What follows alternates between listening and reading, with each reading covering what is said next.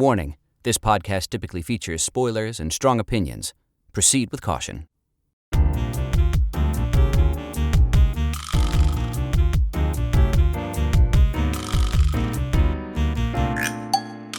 Hello, and welcome to Then a Moment, the podcast where two storytellers... I did it wrong!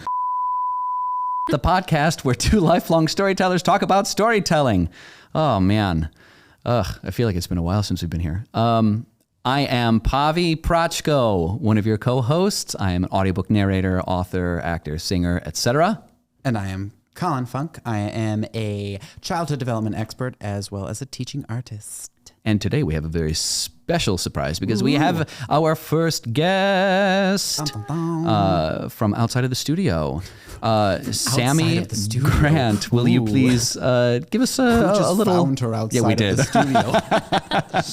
just hanging out outside the door. Sure. Can I keep her? Hey, Sammi, why don't you tell all of our loyal listeners about yourself? Sure. Hey, all. I'm Sammi Grant, and I'm a professor of voice and speech. I'm also a professional dialect coach, and yeah, that's basically it. And she's our friend. She's our friend. Colin and Sammi have known each other for a long time. I didn't want to mention that, this was like a coerced appearance on my part where I was like, make me famous. Yes, and we were like, sure. No, You're the one with the viral BuzzFeed video. Okay, so. and there it is. Yes. 2 minutes in. Yes, I am friends with Colin and Pavi. I've known Colin for... You don't have to give a number. Yeah, but a lot of years. And then, I don't know, years. Pavi for as long as he's been with Colin. That's right. Yeah. That's right. Yeah. Because we're married. Colin and me. Just in case you haven't figured it out at this point, we're married. And today we're going to be talking about West Side Story. Specifically, we'll talk about multiple versions, but specifically the most recent production that is currently happening. Yeah, until the 25th. Yes. Here. Yes. Well, who knows if that'll... Who knows when you're listening to this? But yes, I'm not sure. Who knows when this will air? But yes, currently playing at the Lyric. Chicago Lyric Opera, and they've been doing some musical theater stuff over the past 10, 15 years-ish. And Sammi Grant here was the dialect coach for the production. That's me. Yes. So fancy. So we have the inside scoop. Mm-hmm. All the dirt. All the dirt. Yeah, I'm sure. Sure, right. But first, let's get to some moments of the week. Oh, yeah. We got some story moments of the week. Sure. Why don't you go first? I'll go first. This week, I don't know why we ended up talking about it, but we ended up watching, you've never seen it, we'd ended up watching School of Rock. Oh, yeah. This time. Which I love that movie. I really liked it's it. Yeah. So cute. Some theaters doing it. Paramount? Is it Paramount doing it right now? They just did it. Is it over? Yeah, it is already? over. Mm-hmm. Oh my goodness. Yes, it is over. Man. I did want to go see that. Darn it. Yeah. I want to see it. I hear the musical's not amazing, but I don't know. Yeah. I'd love to see it because I think the movie's very cute. But the moment that I love, it's mostly just like Joan Cusack as a person because I think she is perfection. Obviously, Jack Black is amazing. Yeah, he is. And it was like the movie that I'm like, oh, people who are just like stupid and goofy can also be good. Yeah. Like good performers. Good performers. Like really like genuine. It's a good story and it's a good like acting performance. This is good. But Joan Cusack, I think is another person that I think is underrated. I think she's so good. Not only is she so funny, but like she's killing it in the acting scenes. But there's like a scene where she gets drunk with him and then in the car, he drives her back to the school and like is like still drunk and is just like complaining about something and how she has to be like, oh, it's so hard to be a principal. Like you can't be there. I used to be fun and now I'm not fun anymore. And she's just like so sincere about it and so like angry about this like place in her life where she doesn't get to be fun and she has to do all the hard work. And not only do I sometimes feel like that in my life, but I thought she was great. Just really dug into it. I thought it was great. It's a great scene. I love it. Because he tells her like, no, I think you're fun. And she like has this moment where she's like, what, me? Oh, it's so good. It's fantastic. Yeah. Nice. That's my moment. Great. I'll go next. My moment. I've been narrating a book that's outside of my normal genre. I usually do the lit RPG kind of fantasy stuff, and I'm doing. What is this one? This one is a espionage thriller. Ooh. And it's been it's been a relief actually to kind of like just be a little bit outside of do something a little out of the wheelhouse, which is really nice. And there's an interesting moment that happened when I was reading this week, and I withhold judgment, but it's like a moment where I'm identifying where my taste lies as opposed to other people's. So there's like a moment where the main character is like this retired spy, and he's running away from bad guys in the forest, and one of his allies from like a different chapter is like coming to find him in this forest. And it was just like the perfect opportunity for him to accidentally kill his friend. And I was like, oh my God, is that what's going to happen? And then it didn't happen. And I was like, I don't know if I'm let down yet, but we have to see like what the rest of the story is, like why it didn't go all the way. Cause it like, usually it's like pretty severe, the stuff that happens in this book. Like the first book was like very like torture-esque. Like it was like a lot of like hostage situation, espionage thriller stuff, and like violent, and like the worst thing that could happen was happening, and they didn't do it this time. And I'm like, I don't know. I don't know if they like just like chickened out, or if like Or they're trying to keep you on your toes. or they're keeping me on my toes, or they're like, it didn't happen now because it's going to be a lot worse later. That kind of situation. So we'll see. But I thought that was like a striking moment where it happened, and I was like so sure what was going to happen, then it didn't. It didn't. Yeah. Do you like that? Is it like, I don't know yet. I have to see what happens. like I mean, with in the rest. general, is that something you enjoy? I think generally, I normally would look at something like that and say, that was the story and you missed it. Okay. That's usually what I find in those moments where it's like, oh yeah, you should have just killed him. And I know that like would throw a wrench in the rest of the story, because that character's going to play heavily, but like that was the kill the darlings moment, you know, where you have to really like, that was actually where the story was, and it would have diverged completely. That's usually what I find, but it's not always. So we'll see. We'll see how it goes. Well, keep us updated. Yeah, I will. I will as I go. Sammy, do you have a moment? Sure. Okay, so my partner Scott and I do what we call laugh watch movies, meaning we watch really bad movies. Oh, and yeah. Fine, I gotcha. We used to call them hate watch, but then we're like, that gives it like a negative connotation, where like we're sitting there and being like, this is so dumb. Whereas really it's just like an enjoyment of how bad a movie could be while still appreciating an attempt. We love that. We love that. So last night we, a movie that Scott has seen before, but I have not, Wild Things. Oh. I don't even know that. Well, save yourself. It's a thriller? Is that what yeah, it is an erotic thriller. Yeah. Oh, no. That's right. We're getting juicy on this episode of Then a Moment. But Juicy. but it's a really bad script, and it's mostly poorly acted. Okay. Strangely, Bill Murray is in it, and I'm like, what are we doing, Bill Murray? Why are we here?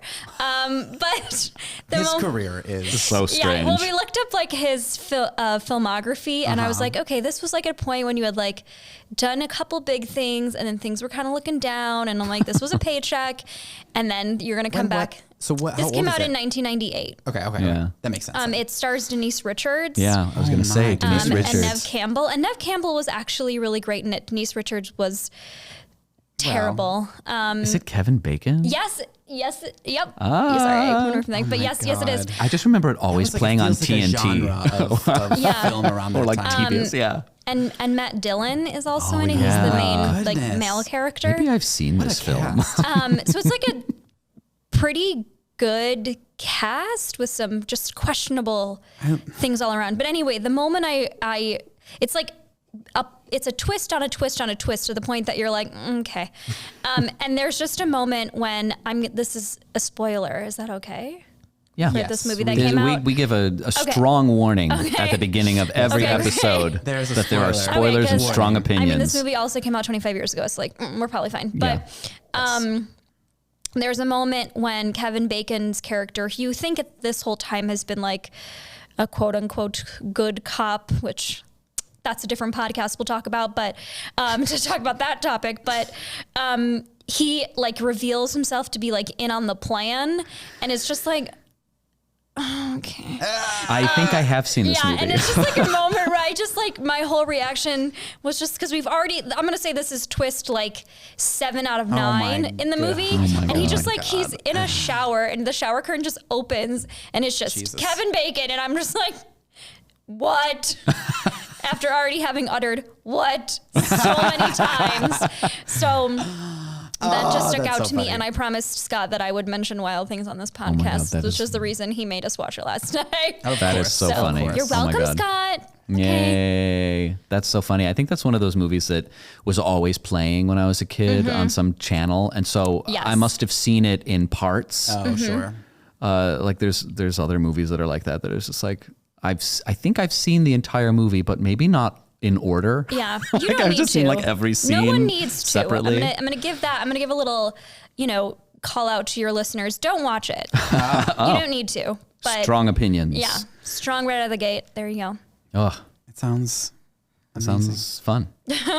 Well, I've already forgotten what we're supposed to talk about today. We're talking about West Side Story. Shall we get to it? Let's do it. All right, we're going to start with the synopsis. It's my turn. Go for it. Okay. Oh, Sammy, you just want to whip out a synopsis real quick? I mean, I probably could, but I'm going to let Pavi take this one out of the kindness of my heart. Wonderful. So, New York City, 1950s. The west side of Manhattan? I don't know. Yeah, Manhattan. That's what I figured. Racial tensions are rising here as Puerto Ricans, represented by a gang called the Sharks, encroach on what the white gang, the Jets, perceive to be their turf. And the hatred is coming to a head as Tony, the former leader who's retired, meets Maria, the sister of the leader of the Sharks, at a public dance function and fall into a passionate and childlike love.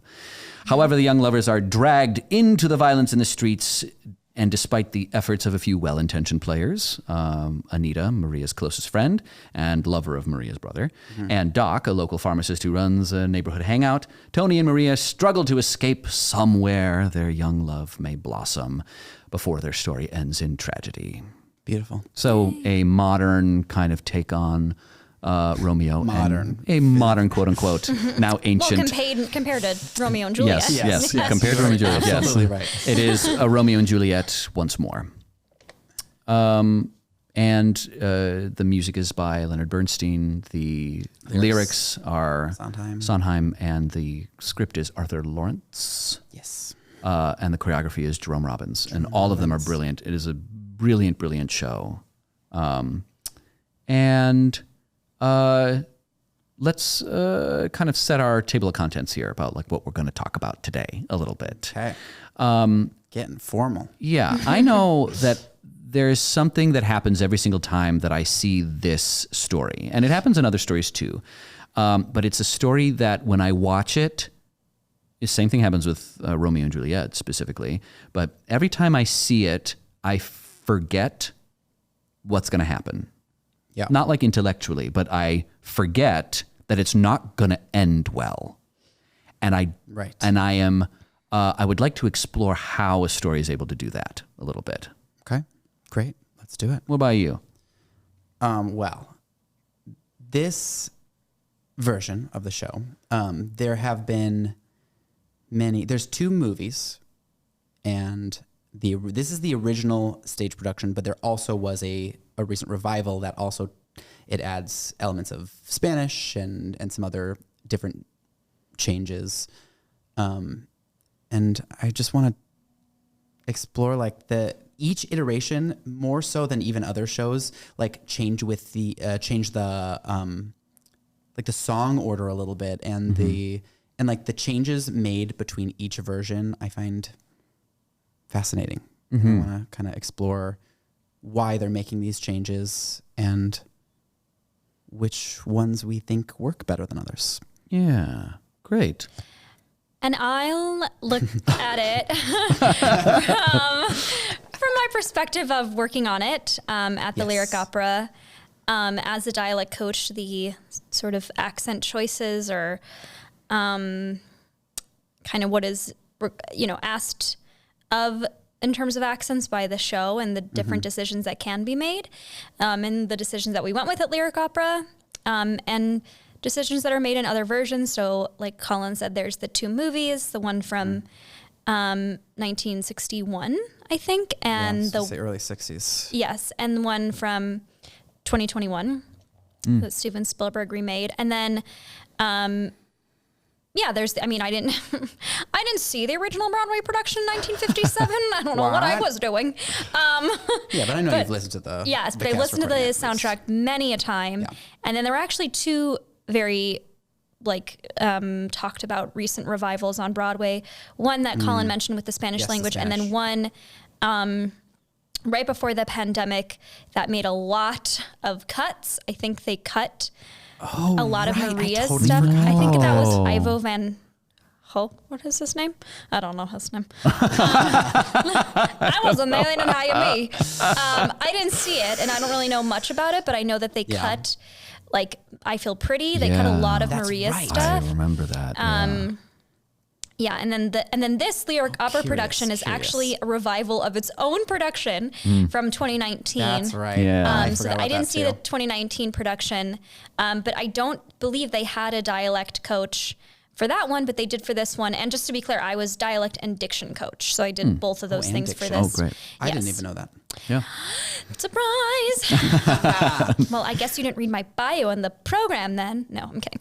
I did. Well, But maybe wonderful. not the title. Yeah. I don't know if I... Well, that's great. I also have a lot of questions Great, I'm for ready. you, perhaps, if we get to them, Yeah. about the dialect hope coaching. I know, but I just mean that you may answer them as we go, and I won't have to Thank ask you. them. But Great. where do you guys want to start? I was about to say, like, we have a guest. Why don't we start? Yeah, let's start there. Okay, Let's start great. with where do you want to start? You guide us on your journey. Sure. I can just talk a little bit about like my approach with the show and kind of what was asked of me. Sure. Yeah. If that's interesting. That is. Yeah, and if you can give just like as you are doing that, just like notes about the current production Yes. that like are specific to that Yeah, production. absolutely. So when I was brought onto the show, like I said, this is a revival. So there was kind of some thoughts going on like what worked and what didn't work last time. And a couple of the cast members were repeats from their first production of it.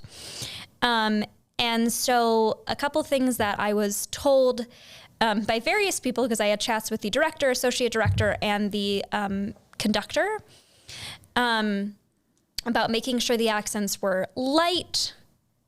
I have opinions on that, which I'll talk about in a moment. Yeah. And when talking to the conductor James Lowe, making sure that we have some bleed of the accent into the song, but not detracting from the operatic style of a lot of the songs, not all of them, but many of them.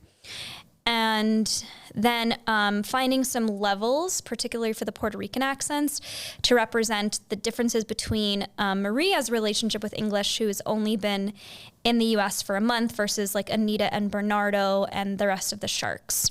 Yeah. And so I'm really proud of this production, so I'm going to be majorly biased going in and being like, I think it went really well. Good job to me, but no, also to the actors. I think they did fantastically well and kind of navigated for the shark characters, Maria in particular, how that could feel both authentic, but also keep it light.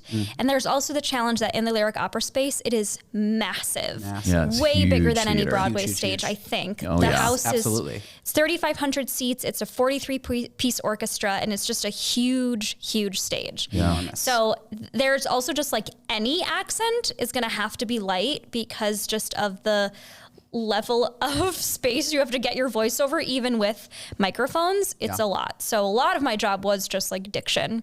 But yeah, working with the actress who played Maria, whose name is Kanisha, she is Puerto Rican, but not from Puerto Rico, but finding kind of what felt authentic to her in terms of what her family sounds like. So there were some like specific sounds, like the Y sound, which in some, Latina accents is like a ju, like did you, and it doesn't go quite that hard in Puerto Rico, so it's more like a ju.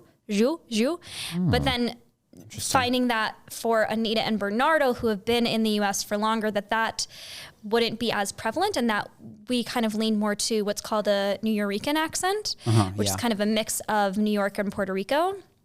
But also then for Bernardo, finding the level of like he is resisting being in the U.S. at this point and kind of celebrating Puerto Rico and like wanting to go back, or just kind of, because of the racism he's been facing, like not feeling super included in America. What?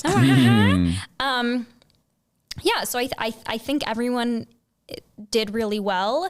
And there were like notes I would get of like, oh, their accent's so strong. And I had to sort of like calm people down and be like, no, actually they're just talking really fast, which is like a true Puerto Rican accent is really fast. But like anyone in any accent on that stage has to slow down. It doesn't matter what the accent is. So, and so for the actress playing Anita, whose name is Amanda, she is just a fast talker. Generally, she is like New Yorican, like in her whole, like she was raised as a New Yorican woman. Yeah. And so she had to sort of slow herself down while making it still feel authentic. And so like that's something we worked on in private session a lot, is just like finding what can feel true for the character without leaving the audience behind. Right. So anyway, that was a long spiel, and now I'll take your questions. Yeah. I don't know, that's what you wanted, but that's what I got. That's great. Yeah. I was wondering, first of all, I just wanted to cut in and say, I agree. Like we saw it, and I think the accent work was... I thought it was excellent. Was notable. Thank you. Like it was, like you said, I think it was very clear that like that transition into, from speaking dialect to song dialect, it was like the touches were there. Yeah. But like not so, but like I thought the vocals, the singing vocals were still very genuine to the character. They were they aligned. Yeah. Yes, genuine to the character and the style of music originally. Yeah. And I, especially within the Sharks, like I found it was very clear like how long they've been there, or how like what sort of kind of reverence towards Puerto Rico versus New York based on the strength of accent versus like Puerto Rican versus New York, and which one was winning out. Yeah. I think that's a really interesting observation, and I'm glad that you brought it up. But I think maybe a lot of I think you've complained about this before, just generally, just generally that like, when you do really good work dialect wise, no one says anything about it because no one will notice, because that's the point. Yeah. Yes. And so I think it just gets overlooked frequently, but those considerations about the character's past really you can see about the character by how they speak, and how they speak will reflect how they feel. Yeah. It's action. It's like telling the story without having to like say the words or do the thing. Right. It's just like built in that we can tell in that scene between Bernardo and Anita, where they're like, right before, we could talk about this, right before America, where they're having their kind of face off about the benefits of Puerto Rico and America. And like, even in that, we hear the differences of like how people are wanting to speak, and that like without having to say it, like it's already happening. We already know kind of their opinions. Yeah. And something I also talked about with the actor who plays Tony, whose name is Ryan. Tonys often don't have any New York accent. I believe in the original movie, he like didn't do anything. Nothing. No. Yeah. And it really bothers me. Yeah, that bothers me too. I'm like, maybe he sucked at it and they were like, cut it. But I feel like it was like, oh, well, not him, because he's our hero, our love interest, which I'm like, is so problematic, because it's like, okay, so someone with a regional accent can't be in love. Well, and then it's like, it's really saying that like that is the standard and everyone else is other. Right, exactly. Which is problematic. And so like, you know, again, I think Ryan is doing fantastic work in the show, accent-wise and overall. I think he's just a really great Tony. I but it really, it doesn't make, to me, like dramaturgical sense for him not to have a New York accent. Because I'm like, he left the Jets a month ago. So what, did he go to like accent training class in that month? Right. Yeah, right. Sure. He should sound exactly like Riff. Exactly. Yeah. And he's also like, he was the leader of the Jets Yes. a month ago. And so like he needs, not that like I want to necessarily associate a New York accent with toughness, because that's also problematic, but I'm like, he should still have their rhythms and like their, Well, they probably got he what might their feel. rhythms from right, him. exactly. Right. Yeah, exactly. So yeah, so I worked hard again with Tony just to find the balance of not getting it too strong or like making it sound like a stereotype or something, or where he's like, oh, Riff, what are you doing? You know, like, where it sounds Perfect like, to me. I don't know what you're talking about. but yeah, where it could feel authentic and again, like make sense within his storyline. Yeah. And I also think what Ryan does well that I don't think all Tonys do well is to me, I'm like, you do seem like you were just the leader of a gang and that you've been like reforming. Whereas like to me, the Tony in the original movie, I'm like, you're such a softie. Yeah. Like, It's like, I don't believe you. think I like really- don't it buy honestly- it as much that like, I'm like, in an hour, you're going to kill Bernardo. And I don't see it. Yes. It took me like a couple watches to be like, oh my God, he was in the gang before. Yeah, like, it never missed. clicked for me Like, and until way later. Yeah. So, so I think again, the accent work just has to make sense within like what the show is. But I think like what Ryan's doing well with Tony, he's also bringing a little bit more like, this is so detailed. I don't know if your listeners care about this, but like I do.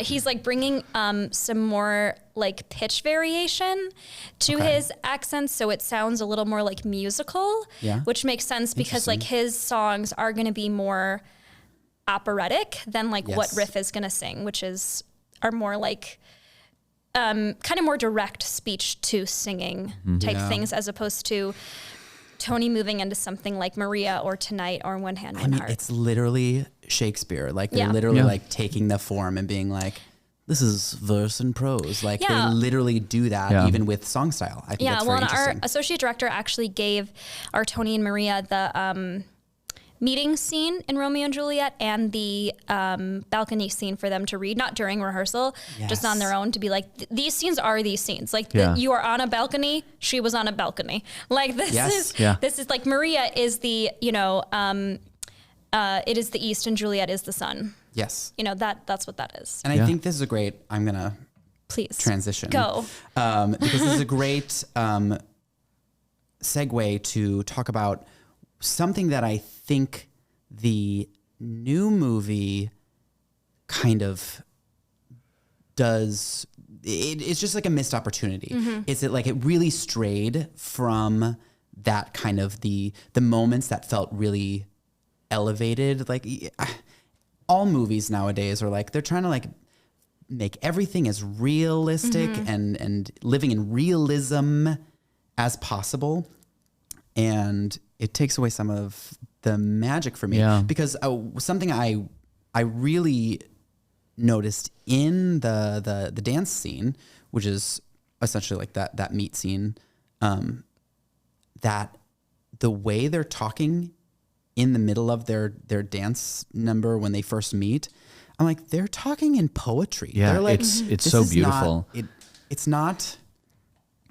It's not a natural conversation. Which they made very, very naturalistic in the new movie. And a hyper naturalistic. Like I'm like, and like, to be fair, I guess watching that new movie the first time when, you know, we went to the movie theater and watched it, I liked it. I enjoyed it very much. But now, like having seen the production again, because I've seen it a ton of times, but now seeing it so fresh and new, and then immediately watching that scene again from the new movie, it really like, it shows how good that original script was and able to do it, and how important that moment is that in the movie they don't really, it the new it gets in movie its own way. Well, and that scene, so they have like this, I think it's like a 10-line exchange when they first meet. Yeah. And it is timed. It's timed to the breaks in the music and what the dancers are doing. So that was something they actually had to work on with I don't think I knew that. our Tony and Maria is like, you have to say this the same Give me way every chills. time I know. because they're going So good. to be those doing like the ballet dance in back of you are going to time their moves on your words, not just the music. So yeah, I watched the new movie 3 hours ago for the first time. I did my homework. Yeah. And yeah, that scene for me was like, they're like hiding. I'm like, Yeah. I'm like, Right? I like in the original movie and in the musical, they like take center stage literally. Yeah. And It's like everything, the world Right. melts away. Yeah, everything- It's so beautiful. They're Yeah. not afraid in that moment, and it's Right. dangerous. Yeah. Right. And I also just, they changed the dialogue in the new movie, which I knew they so would. And much. it was so like course. clunky.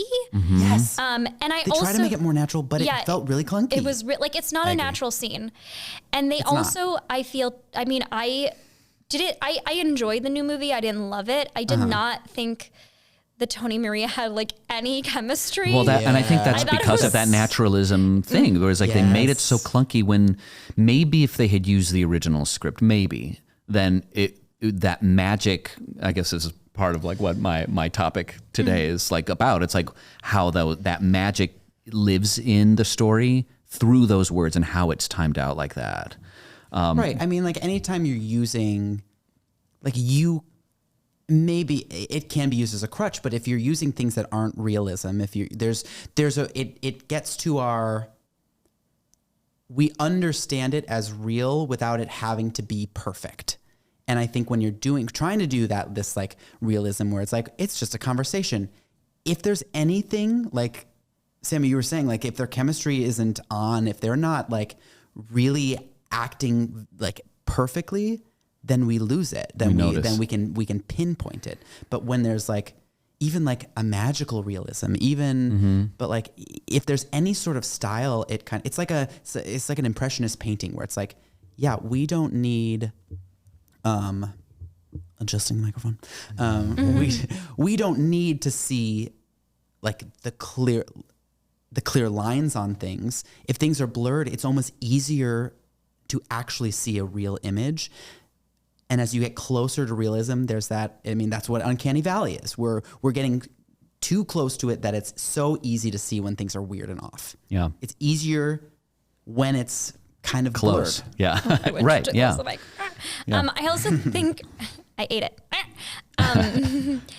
And I also think to buy into the fact that they're gonna quote get married in a day, like when they have their little fake marriage in in any iteration of it, it's like it has to be heightened. Making Yes. it real felt. I was like, this is so awkward. You guys so are weird. awkward. And also in the new movie, I'm like, you're so much older than her. This feels creepy. I don't like it. That's right. Yeah, so I just like, and they took away their joy.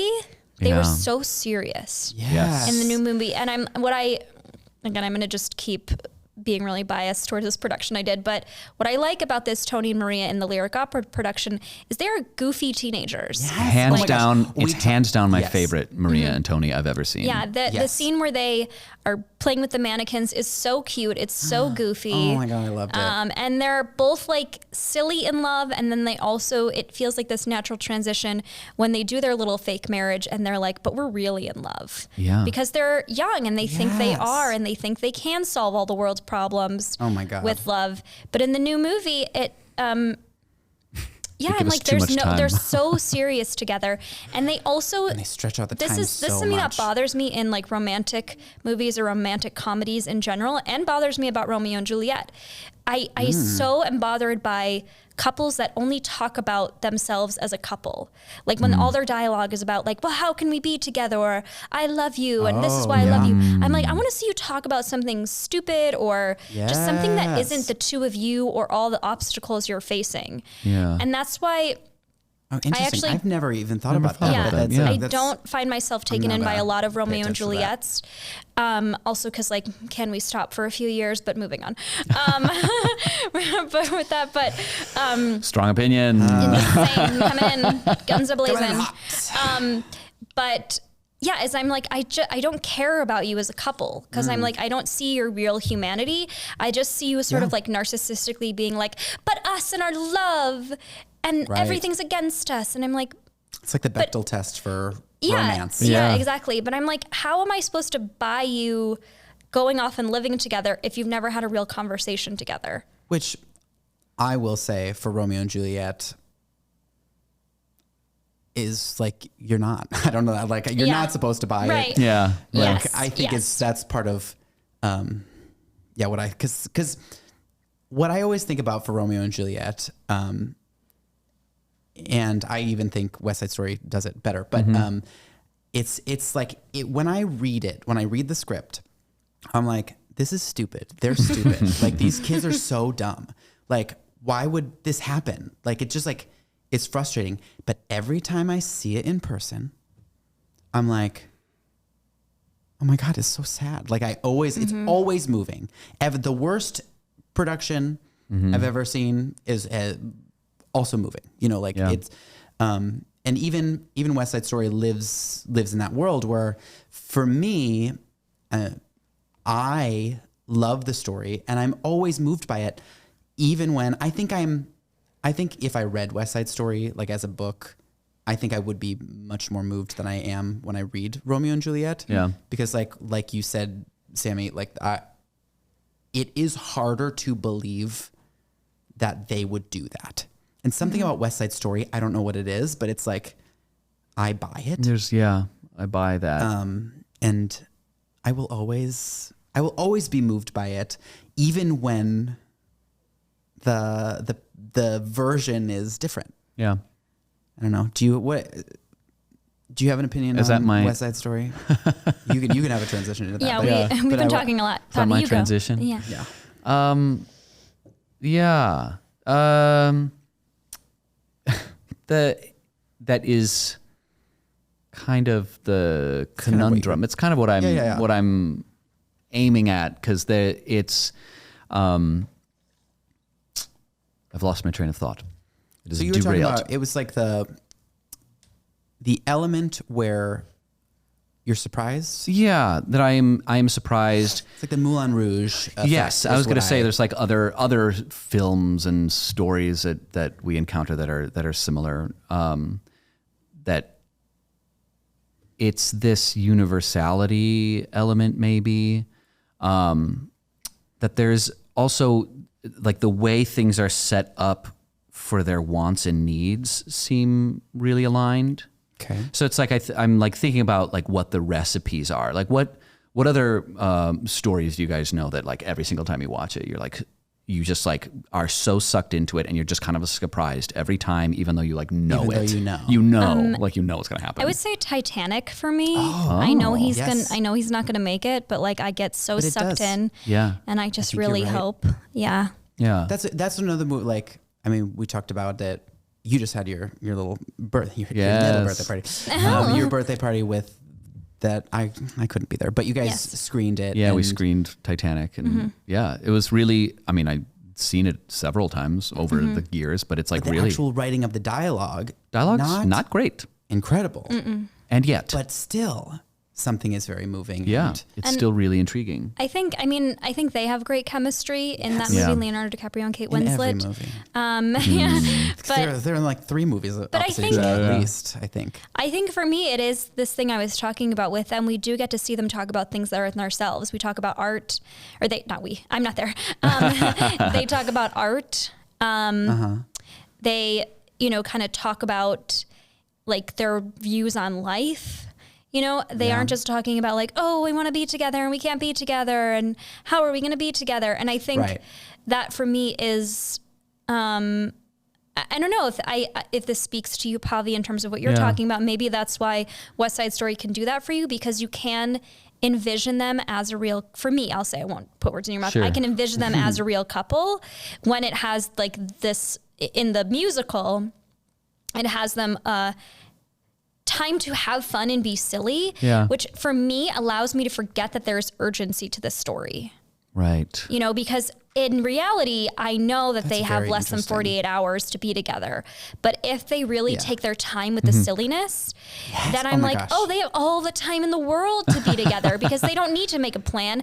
They can just be silly and fun and do nothing, you know? Oh my God, that's really interesting. That's very, because that's exactly right. Like the problems I have, especially with the newer movie, are that like these really drawn out serious things. Like my one, like I hate changing the scene in the dress shop to like the trip to the church. To the monastery. So stupid. So stupid. My What gosh. a terrible, terrible choice. I hate Thank it. you, It's just yes. like way too serious. Yes. But also like I don't love the riff in that movie because they made him so serious. I'm like, do you even like him, Tony? Like, why do you like him? Where's the chemistry? He didn't have chemistry with Tony or the rest of the gang. I was like, shouldn't he be fun? They're kids. That's the other part of the thing about this show and Romeo and Juliet and about finding those moments. It's very interesting. I very rarely think about the things that like make it feel real that aren't like story propelling and how that actually is story propelling. Yeah. But now that you're saying that, like one of the elements that I thought worked really well, that all of the kids seemed like kids in moments. Like all of the both sides of the gangs felt like children in different times. And that is always very moving in a way that like that new movie isn't. They're not kids. They're all adults. They're not.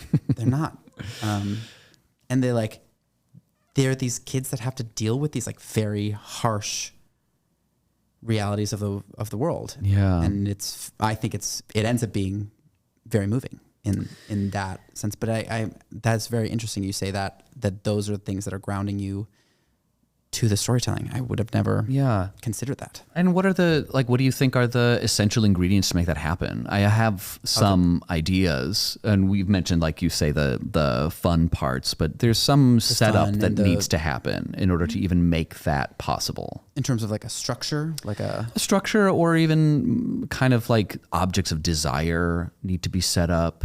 Like there's something that's really interesting about what elements of what are the story? actual elements of the story that we need in order to like kind of build it so that when they do have fun, we're looking at it being like, oh my God, they're having fun. And it's like dreams come true, even though I know it's going to go badly, but I don't care. Well, I think something even tied to what Sammi was saying, like having those, like feeling like the urgency and the danger is a totally separate plot line than the romantic build.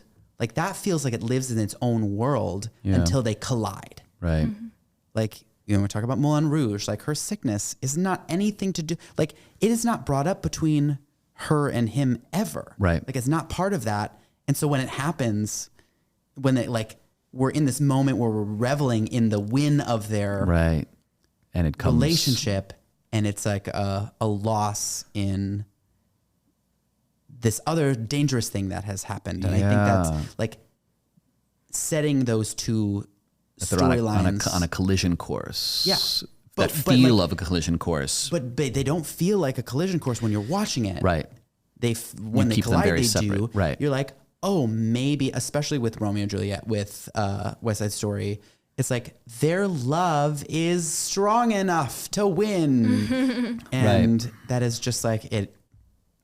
The real world happens still. Yeah. And I think it feels like we're setting it up that this trajectory, this win in this trajectory will be the win of the show. And then it's undercut by the other and thing. even in that last scene of the musical, there's the final lines that Tony and Maria share together is Tony says, I didn't believe hard enough. And Maria says, loving is enough. And it's like, but girl, it ain't, because he's about to die. Yeah. Because he finally, you're saying, Colin, their love finally collided with the realities of the worlds they live in and the different backgrounds they come from because he got shot. Yeah. By Chino, and he's going to die. It gets me Loving Every single time. Yeah. Every single time. And it's so fast. That whole last scene is just like, the way they do it at Lyric just killed me too. it was horrible. Oh my God. It really, Wonderful and horrible. and I think some of the best acting I've seen in that scene Since Natalie Wood. Yeah. I love Natalie Wood Yeah. in that scene. Yeah. She's so like some of the best Yeah. acting in a movie musical of all time. Yep. Don't you touch him. And while I believe that Ariana DeBose is like the quintessential Anita, and I think she's the best, and I don't think anyone can touch her. The woman at Lyric is fantastic, like incredible as well. Really great. And I also think like that Ariana DeBose is given a lot more material than Anita is in the musical. Oh my gosh. Yes. That is So She like, is. because kind of as the movie was starting, I was like, I don't know, see why she won an Oscar. Like she's doing well, and then there were the like just the moments that were added Yeah. for her character, and I'm like, oh. Well, she's the only one that was able to even make use of them. Everybody else like, was given all this like crap. And like the scene right after, it's a very short little scene right after A Boy Like That. These are Oh my lines gosh. only in the movie where Oh my she gosh, says, it's I so- could never forgive Yes. him. Can you forgive me? And then Anita's basically like, no, you have to go away. Yeah, it's perfect. It's so like that moment was heart wrenching for me. Yeah. A, because I wasn't expecting it, because those are not the lines in the original movie Exactly. or in the musical. And B, because I'm like, that is the truth of Anita. Yeah. Like the Anita in the musical has to just be like, Chino has a gun, let's get back to the plan. And I'm Yeah. like, no, like she just identified her boyfriend's body. Like, let's get back to that. I will say, if like that is one thing that I think the production at Lyric didn't do amazing, is they like let them reconcile after A Boy Like Yes. That, and I think that is a mistake. Yeah. They like in the original movie they don't. Yeah. Like Rita Moreno is still like Furious. pissed. Like Yeah. she is so mad, even though she's like, yes, I'll do that for you, or whatever, like however that ends. But like you can tell she is like not happy. And there's like, we were sitting far enough away, I couldn't really see faces at Lyric, but like they have this like embrace, and it's like this like, no, we understand each other. And I think there needs to be like a tiny element of that, but something that new movie does brilliantly is the changes to that scene. That's like really the only time I'm like, yes, that is what that movie does the best, is they made Anita, they really filled out that character in a way that I'm like, this is incredible. And even just like the other, I did like the changes. I have a question. Yeah. Did Lyric, do you know if, you said it was a revival of their most recent thing, did they have a woman play Doc in that production as well? No. Okay, so they just copied. The new Yes, movie. but not directly, because in of the course, new yeah, movie yeah. she's She's a new character. No, they don't completely. change the script. right. except for Because pronouns, Rita it Moreno seems. had like very different meaning for Doc for not Rena, that's who she really is, for that character Yeah. to be Puerto Rican. Yes. But yes, Doc in this production is a black woman. So they still, I think, are kind of leading off of that of having Got it. something different about Doc, I guess Yeah. I'll Yes. say. Yeah, Yeah. where she's and what she Still like an otherness. yeah, exactly, where she isn't quite for the Jets or the Sharks. Yeah. Yeah. And I mean, I think there's some leaning for Doc and the cops towards the Jets, certainly, but that she Well, has in her, the actor who played Doc tried to, I don't know if she was really able to, just because of the limiting like lines that she Yeah. has, Because it's not but written try that to way. yeah, exactly, Yeah. try to show that like she just wants the best for all of these boys. Yeah. Yes, and I think Yeah. that was definitely clear that Doc was definitely neutral. Yeah. There's something I interesting too. think I did find resistance in like that she was fighting against what was in the script. Yeah, Yes. I think And that's there's obviously not there's her fault, something but interesting about having like a female adult representative too, Yes. because Absolutely. some like all the adults are men, and there were a few instances where like what's his name from the dance who runs the dance? Glad was- Hand. Yeah, Glad Hand was Oh, a yeah, yeah. woman Yes, also. exactly. And so having like a mix of men and women adults was, I think that was is interesting. That is Yeah. an interesting element. I think what I want to kind of dissect a little is how these objects of desire play into this. So, and what I mean by this is there is a thing that strikes me every time, I think, and this might align with you saying that the two plots are separate. We have like the problem and then like the love plot. Tony starts the show wanting something new. Yeah. He wants something, like he thinks like, great luck is coming, and he's not like looking for love or anything like that. Yeah. But it's this, he wants something out of his life, just Almost generally. like related to Sammy's, like he has goals beyond finding love. Right. He has, right, exactly. That it's, and that how the people, and Maria has something similar where she's like come to this new country and she wants to like be an adult and she wants to go do this fun thing at this dance and she's like hoping for that excitement. They both have these things that are very tangible or intangible, I guess, really, but like it's visceral, these things that they want, and the people around them are kind of like, they're all playing like pool. It's like, and I guess like all stories are kind of like this, but it's like you have this transfer of energy going back and forth. Like who is actually enabling your agency? Who is defeating your agency? And when do they do that and why, and how things change within the story?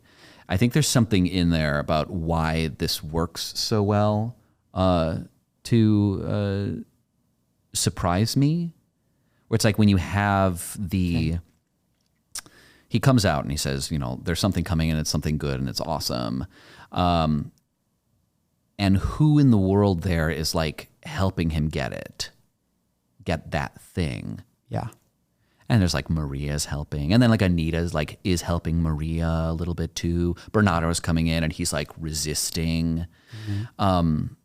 It's the layering of all these people and what they want and transferring of energy in this way. It's like, it feels like this dance of like, of motivations and resistance. I think a similar thing happens in Moulin Rouge. Similar thing happens in Titanic, where you have like all these people who want all these different things, and it's like really clear what they want.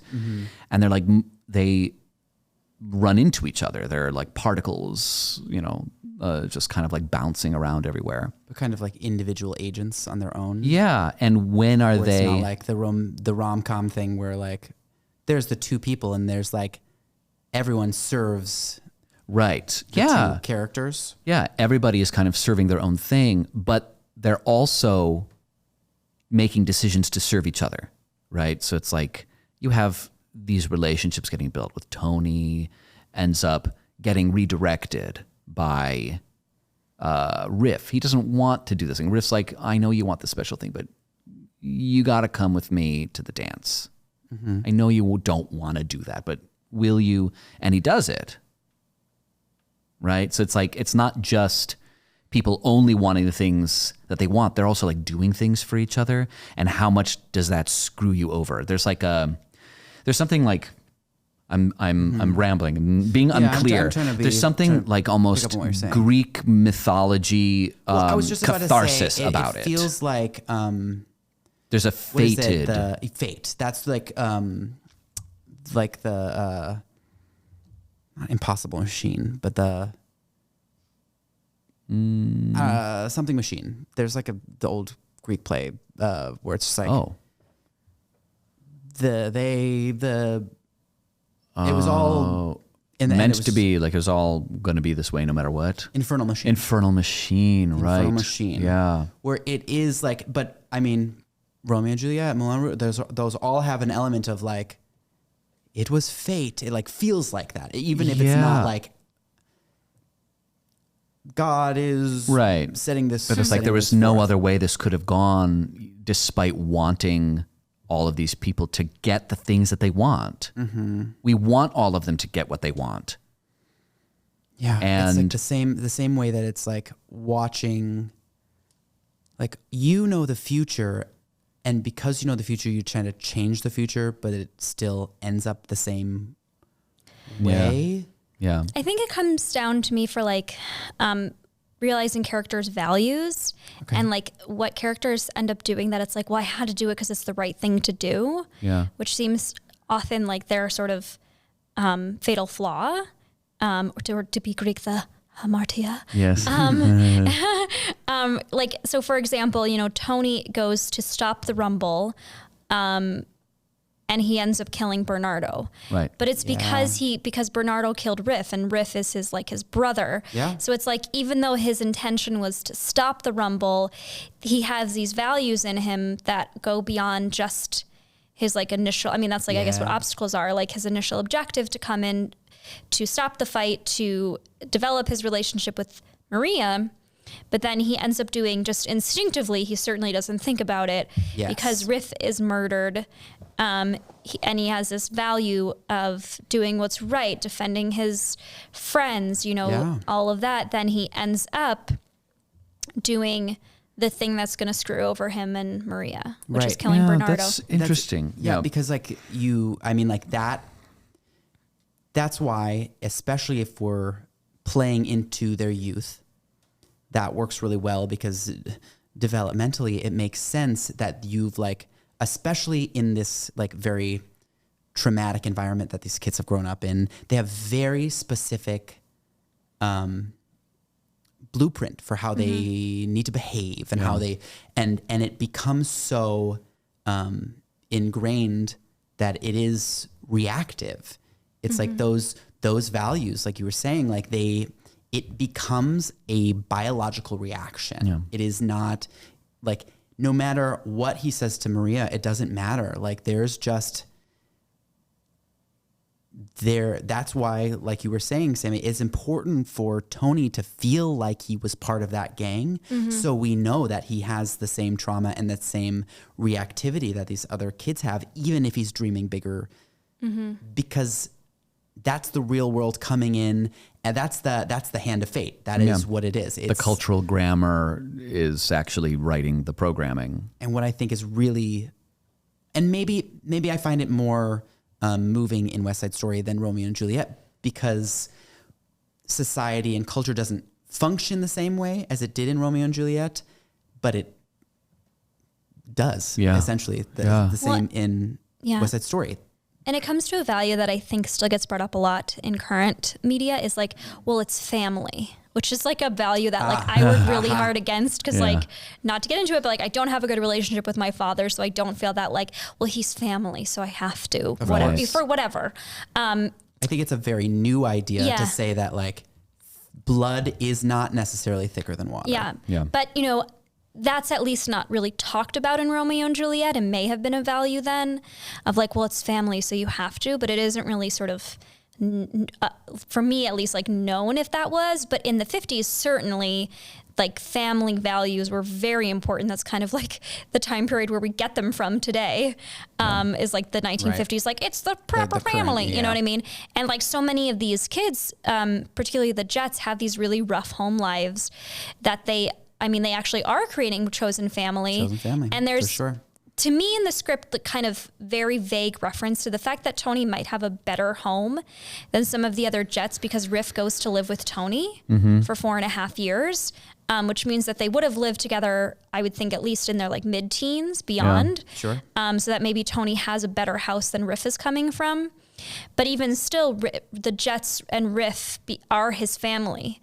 So that when Bernardo kills Riff, it's not just you killed my friend or you killed my kind. It's like you killed my family, which is why he says to Maria, Riff was like a brother to me. So when Bernardo killed him, or Riff was like my brother, whatever he says. I misquoted it. Don't give me a line note.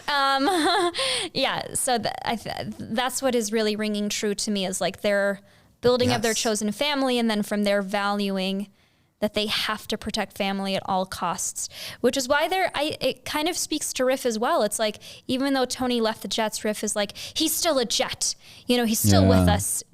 Even though like action is very against that. Right. Because to him, Tony leaving the Jets is abandoning the family. Of course. So and all of these, but the thing about that is like all of that makes sense with how trauma works. All of these people having these different reactions, but very strong reactions, is absolutely what, like it rings so true to me. And it makes it, I just like, it's very tragic. It's tragic. Like, it's part of why I just like, I'm watching children they are fighting for their lives. When you're watching it, you're like, you don't have to, guys. You don't have to fight at all. for anything. Most And people get to just be in stupid puppy love and decide that they actually hate each other eventually after a month of a hot fling. But these kids had to die. Oh yeah. Like that's the tragedy. Oh my God. It's not romantic in the sense that like this was the greatest love that's ever existed. It's the tragedy that like these children didn't get to play out The mistake. They didn't even get to make a mistake. They didn't even get there. Just trying to love ends their life. I think that is like It's horrible. so tragic. And it's like, especially when you're like putting it in perspective of things that are happening still to this day, that it's like, yeah, people are still killing people or letting people die over these cultural divides. And I think that is very poignant. Yeah. I think there are two things I want to point out. One is about the kind of the collapsing of a character's attention. So it's like when you have these things are happening to all these characters, Tony begins, he's very altruistic. He's got his mind on lots of things. It's not just about himself. He's thinking about lots of people and he's doing things for a lot of people. But then as the pressure mounts, he, Riff dies. He's suddenly no longer thinking about anybody else. He is like, it's taken over by the cultural grammar and even his own. I mean, he doesn't think. He just goes in and stabs. Yes. Right? And the same thing starts happening elsewhere where it's like Anita is trying to think, be very altruistic and trying to like do things and enable people. And then she gets almost raped at Doc's place and she doesn't think anymore. It's just, I'm going to do this thing for me. Reaction. And how it like that higher kind of thought degrades as you go in this tragedy. There's something in that too, where it's like as, like I think about in Moulin Rouge, it happens too, where it's like as the stakes mount, the more you kind of do the thing that doesn't actually, I'm not taking anyone into consideration. I'm just doing the thing. Well, you go. Sorry. But it ties into, I don't know, this might be too much for this podcast, but No. my theory, my own personal theory about ethics, I'm sure I'm not the only person that thinks that it's like your scope of what is ethical is directly tied to the needs that are being met. Yeah. Like the hierarchy of needs, like the more base your needs get, the smaller your bubble of what is considered ethical. And like the example I always say, I'm like, well, if your family doesn't have food, that means your bubble shrinks up to your family and you say, yeah, it's not unethical for me to steal a loaf of bread. Yes, I was going to say Jean Valjean. Yeah, yeah, exactly. Yeah. But it's not unethical in that situation. Yeah. Because if you don't steal, then your family dies. Yeah. So like ethics are relative. I'm not like an ethical relativist Yeah. in the most pure, In the cliche way, but there's a reason. Like it just gives us a way to look into people's behaviors and motivations. We have to still say like it's like for we can't society, right. we have to say it's But that's illegal. sociology. But legality is separate from ethics. Yes. And I think that's for me why Chino is actually one of the most tragic characters Yeah. in the show, because he starts off so sweet. Yes, he does. And so innocent and like isn't really a fighter. Yeah. She says like, you've been fighting, Chino, that's not like you. Yeah. And then he like sees the toll that everything has taken when she's more concerned about Tony than Bernardo Oh man. or anyone else. When she's like, well, what happened to Tony? And then he yells, he killed your brother. And then Chino, the non-fighter, the innocent one, ends up committing as the furthest to fall. Right, exactly. And he ends up ends up actually going to get a gun, which is why I like it in the musical better. Yes. Because in the new movie, he just sort of like sees like, oh, there's a gun. I guess I'll take it. Oh, I hate that. And I'm like, why? Why would you take it? Like, I know Bernardo just died and you're upset, but I like that in the musical, we have to hear Chino's going to get a gun. Chino is going to premeditatively, he is going to get that gun and plans to find Tony and kill him. Yeah. Whereas there's just over and over again, it is. It's rough. Yes. It's rough. Yeah. Yeah. And so that's, to me, like, I wish Chino had like a little more meat in any of these versions, because I just think he's I think in this stage production at Lyric, it was the most that I've ever seen of Chino. Oh, it was really performed so well. For Chino specifically. I thought it was excellent. I was like, wow, that character is. It's like, oh, I like him. Yes. Oh, he's cute. I like him. him. He's not like.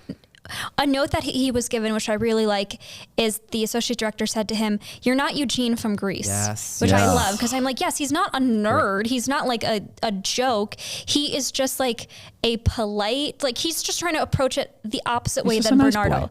Right. Bernardo is going to like, I'm going to take this racism, I'm going to meet it head on aggressively. And Chino is taking an opposite approach and saying, I'm just going to be polite to everyone. I'm just going to mind my own business. And I'm not saying one way is better than the other, because they are, like you said, the ethics within their situation are what they are. Right.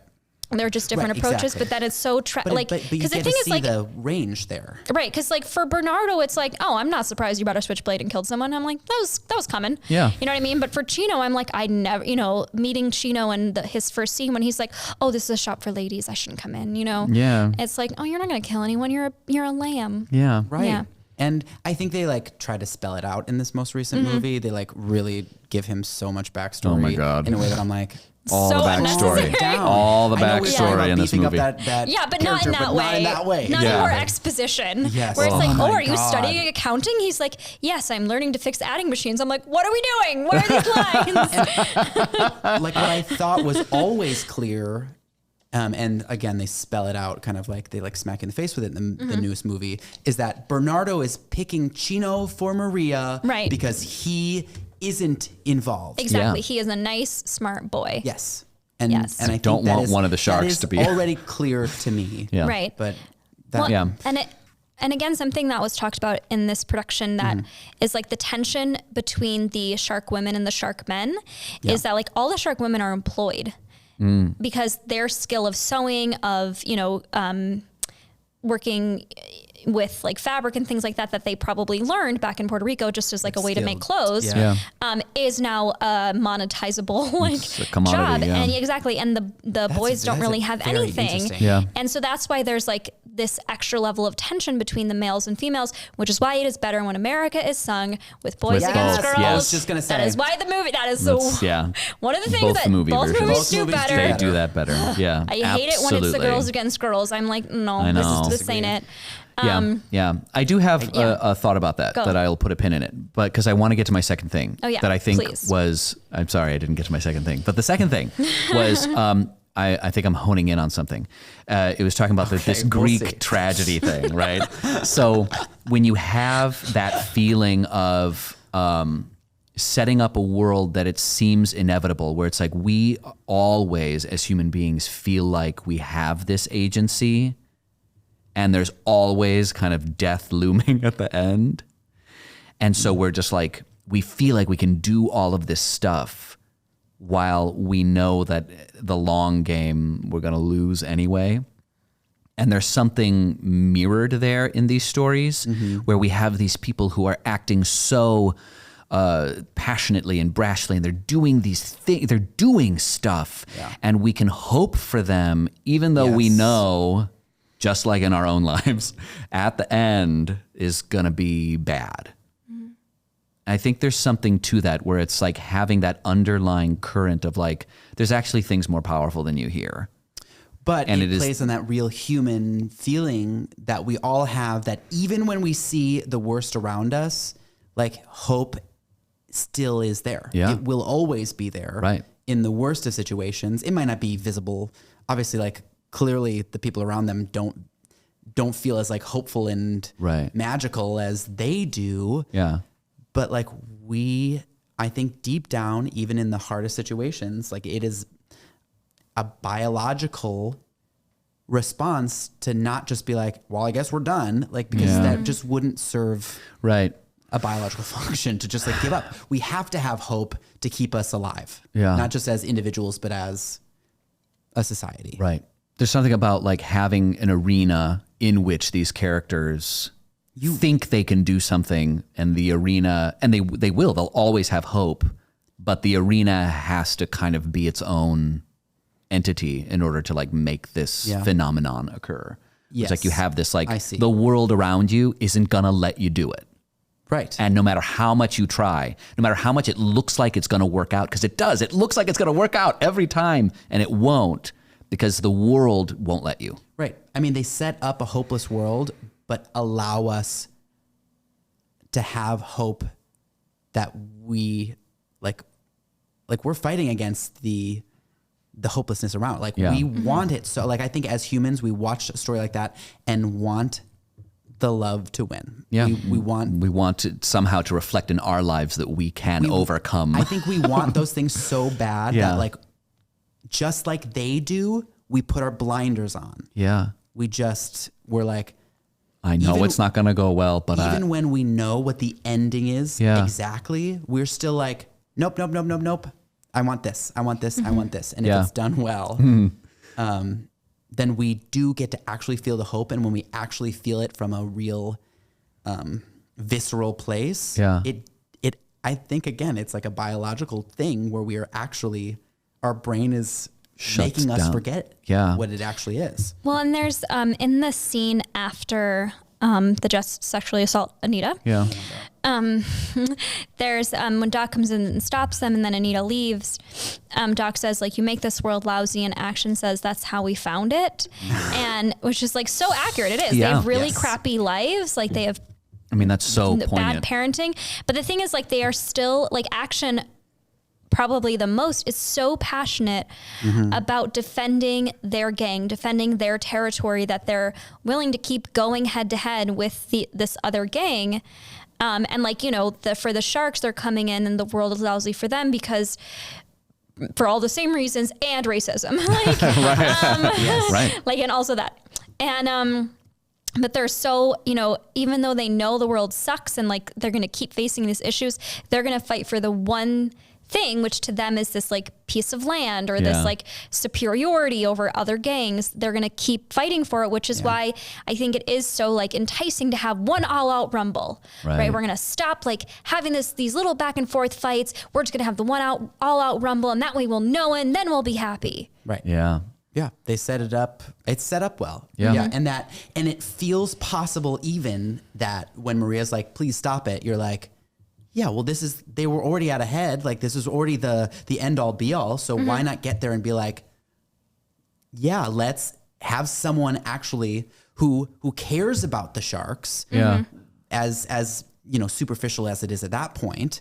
I mean, not to him, I'm sure. Like, I'm sure he feels now a kinship because he, like within the 3 seconds that he's known Maria. But like, he's like, I know 4 Spanish words, so I did like in the new movie that he was learning from. I know, that was cute. I did like. What? Honestly, you don't like, think you want to get some coffee first? That line is so good. That was. You don't think maybe honestly, the movie I really did like Rita Moreno playing. Yeah. Yes, she was amazing. Widow, and she is so good. She was so. That was the one moment I laughed out loud during the whole movie when Oh she my was God, like, it's so funny. When he was like, "How do you think- say I want to be with you forever?" And she's like, "You don't want to get a cup of coffee, maybe? You don't want to like be like, how about we get a cream cheese? We get a cream cheese sandwich." Yes, so funny. It's so funny. Oh my God, it's so good. Like, are you improving? Because that's what it felt like. It did. It's so good. I love Rita Moreno so much. Yeah. And I also like think the element of like Anita talking to another like Anita. Another Anita, really. Yeah. So surreal. About like it's surreal, but then like as this element, like when she calls her a traitor, I like right after I'd like lose it every time. I'm like, it's like really the dialogue in the musical is much better at the end of that scene. Like the way I like Anita's dialogue at the end. Yeah, in the musical better. Like I think it's more simple. Yeah. And it's like more visceral. Yeah. Yeah. And less like it like becomes like a too heady, intelligent for that moment. But that like initial like attack of this other, like, you should be on my side. And maybe like, and that whole scene is really interesting because she's like, I have a home base. I have somebody who's here. I just need to find Valentina. I just need to get to Valentina. Yeah. I just need to get like I'll be safe when Valentina's here. I like that like really adds to like the urgency and like the tragedy. Not that scene's not already horribly tragic. Right. Yeah. But that is like one thing that I thought the movie, I was like, And Ariana DeBose is she's fantastic. What did I put a pin in earlier? I was talking about America. The song America. Yeah. I was talking about America and the men and women. Yeah, there was just the men and women. I do like that better when it's the men and women singing, and it's like in the original script. It's usually, I mean, in the original script, I forget how much it's like feels like it's setting that up too, and then they just they abandon it. I thought about that too. I was watching that scene and I was like, oh, maybe they changed it to the men and That's women. That's what I thought too, but I was like, oh no, that's just how the scene goes, and then they just abandon it. And they walk away. The boys walk away. And then they're like, but those drugs don't dance well enough. What I so think maybe is not. really interesting, Yeah. What I think is interesting is in a story you have to, of course, choose what you're going to show, right? And so you can't. There's limitations. I don't want to choose. Because you just can't show everything, and so it's interesting because we do get a lot of the jets, we don't get a lot of the sharks, but we do get a lot of the Puerto Rican women. That is in comparison, right? So the one thing that being an all women song does. That's one of the things it does that we get. It like we're actually seeing, the Jet song is the boys, right? Because that's the culture. But we're seeing the culture of the women, and I think that ties into what you were saying, Sammy. Is like the working folk, like the men and the white side, like they're the breadwinners, and then it's the women on the shark side. And I think even more whether like they could be the power players, really. Yeah. Like it could really be focused even more. I wish they would give us even more of the women, but I don't think America works for that. I really like it better when it's men versus women. Same. And especially with the lead up scene. It's just like, absolutely. The lead up scene just like begs for it. Yeah. That's why they changed it, I'm sure. Yeah. But that it's, whether or not it works, I just was thinking about like why they would have done that, because I think we may have talked about that, that it's like the sharks kind of get short shrift, where we see a lot of the jets. But it might be, like theatrically speaking, a foiling concept where you get to see Tony and the guys and how he fits in, and you get to see Maria and the women that she fits in with. No, she's not, but you get to see them and how. But that's why I feel pretty is very important. Yeah. I feel pretty is very important, and what a mistake to remove that. Yeah. I think that's crazy, and Sondheim has said that like he's embarrassed by the lyrics of that song, and I just disagree. I think it's so cute. I think he's also wrong. disagree. Yeah, I think that song is perfect. I agree. I love it. I think it's. I love They Miss America. What was he saying? There was a problem with it?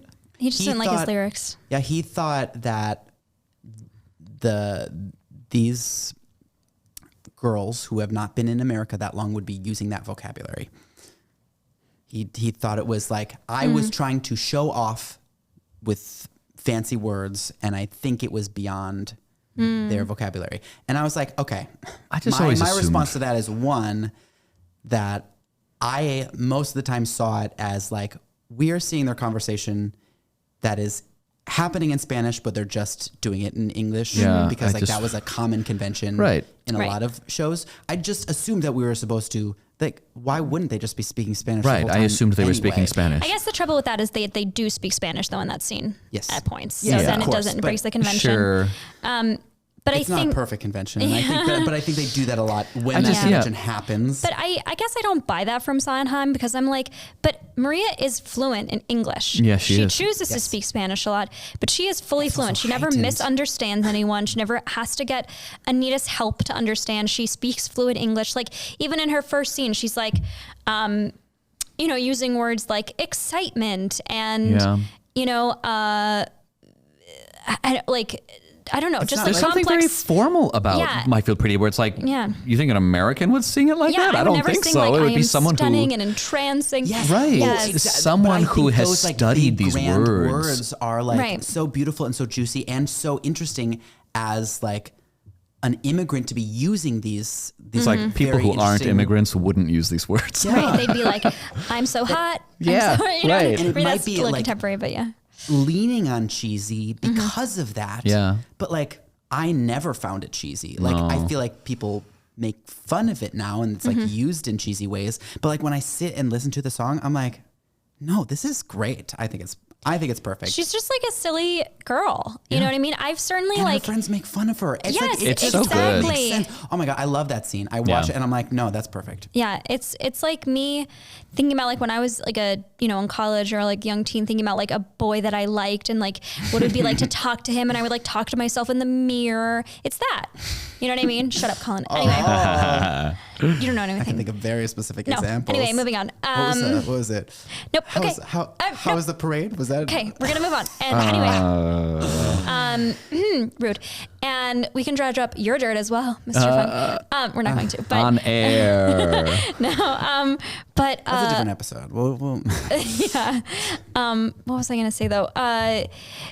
The thing I find interesting though about your point, Pavi, of like we see less of the sharks, is that a specific like device to foil the women against the men of the Jets? But I also wonder. So originally it wasn't going to be like white versus Puerto Yes. Rican. Yeah. It It's was gonna be Jewish Jewish. versus Irish. Right. And I wonder which was. I mean, obviously, I'm sure there were lots of other things that would have been different. Obviously, they probably wouldn't have sung a song in America about Puerto Rico. Right. That would have been a Obviously. different song. But I'm just wondering, I'm like, how would have that like translated? Like which would have been the Jets and which the Sharks? I'm guessing the Sharks would be the Jewish ones. yes. Yeah, probably. I think that was the because obviously- there was a lot of anti-Semitism, But and it's- so they're the right. from what I They're the The quote outsider. outsider, Yes, yeah. yes. just It's like the Sharks were the quote. It's just so funny outsiders. that they're like, well, we thought that was too stereotypical, and I'm like, oh, because we don't like Latina people. It's not. So, I mean, maybe not It then. was new. It was fresh Right. at the time. Exactly. Yeah. Exactly. But yeah, I think an actor brought this the up. hot new Yes. race. One of the sharks, not one of the main ones, but brought up like in a meeting towards the beginning of rehearsals, that point of like, we're giving this a contemporary revival. Like they were like this. Yes. Oh, I was going to ask Yes, you. they were contemporary clothing, Okay. but it was still meant. I don't really know what the setting was supposed to be. I mean, I wasn't in those meetings, and I can't see the costumes. For listeners at home that don't know, I'm blind, so I don't know. I don't know what the costumes look like. Well, not all your listeners are going to necessarily know me, so I No, know. you're right. You're right. You're I absolutely realized right. we We didn't do that. yeah. Anyway, but it's like, how are we telling this like more contemporary version of this story and still allowing the fact that the sharks like are just kind of a monolith, whereas we let the Jets be more characterized, so we have these individual characters of action versus Baby John Right. versus Riff, whereas like it's Bernardo, Chino, and then all the sharks. Yep. You know what I Yeah. mean? Yeah, for and sure. and so I think that is a sticking point for me. Like I won't blame the 1957 West Side Story for that because it is of its time. I do look at it as like, that's a problematic thing, but yeah, I'm like, Yes. I guess that's like an overall thing of like when we take classic stories and quote unquote classical meaning old and popular, Right. and make them contemporary. Like it's often fighting against itself Yeah. Yeah. to actually be seen as contemporary. And so, I'm not. Yeah. Right. I think it does it a disservice to try to look at it through a contemporary lens Yeah. in that way, because if we like, I thought what was really like something that was really interesting in this one, like the way that the cops were played, I felt was pretty moving. Yeah. Because they were Oh, they were awful. Oh my gosh. They were horrible. Yeah. But that was Really great. They were true great. They performed very well. But the actors were excellent. Yeah. But like those characters are just like, especially like they had such a great switch between like, we hate all you kids and gangs. All right, Jets, we know, we're on, and like it gives me such a visceral reaction to see it played in like that very, not that obviously cops still have problems today. We know that. So that like, but it's not necessarily like a contemporary spin to see like, because now if you're playing it contemporary, there has to be a lot of like smoke and mirrors in front of cops and the way that they're, because like it is much more under the surface. Yeah, like if they feel the need to actually communicate that way, they wouldn't be so overt. Exactly. And there's so much like pro cop media out there, like not overtly necessarily, but like Law and Order, Brooklyn Nine-Nine. There's so many things where it's just like we're painting cops as the heroes. Yeah. And so and even back then to like see those cops as like these flawed, kind of horrible people, like that is not that typical. Yes, exactly. Right. And but is like the truth, like that there are cops like that then and now that are just like, they will do whatever they want to get their end result, which is to protect their own ass. Yeah. Well, but they also, sorry, I don't know if you swear on this podcast. But We do. Okay, great. It is labeled explicit.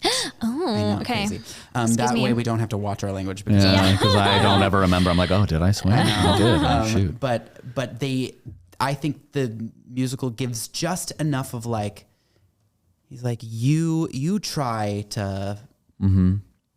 What does he say? It's very much like it's like one line. Yeah, it it's doesn't like give them a lot. You of see like, what happens. How you feel after dealing with this garbage here, and it's like it's very much like what Action says, where it's like we found the world this way. Yes, and he's like the cops did too. He also found the world this way. It doesn't feel like it's an excuse for their behavior, but it does like give some depth to that, like the complexity of like